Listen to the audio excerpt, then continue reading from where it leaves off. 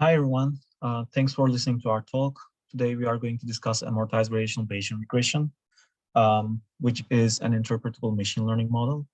We are going to first talk about background, and then method, and then results, and then conclusion. The background is interpretability. As I said, interpretability is important in high-stakes decision-making domains, such as healthcare, where trusting the model and validating predictions are crucial.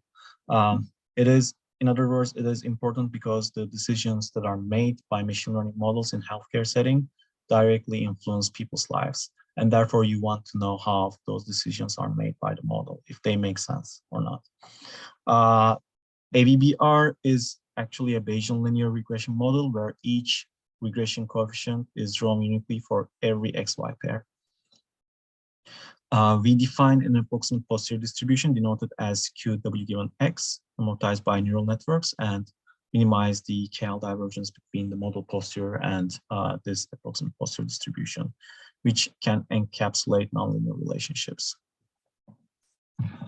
We minimize the below KL divergence term for inference and learning. The results show that AVBR performs quantitatively performs on par with well-established machine learning algorithms. In our experiments, we used XGB, random forests, explainable boosting machines, and deep neural networks, as well as linear and logistic regression models. We tested AVBR on 2 classification and 2 regression data sets using ROC-AUC and RMSE for classification and regression metrics. Now I'm going to discuss the qualitative results. Here we illustrate AVBR's interpretability in the intensive care unit dataset. The details of the datasets and the model can be found in the paper. Here we plot the contribution of each individual feature to the output. In this case, the output is the mortality. The higher values imply higher mortality likelihood. These figures are functions of the features. So, for example, for age, we see that as age increases, the overall contribution of age to the mortality also increases, which is as expected because we expect that older people are less likely to survive from ICU.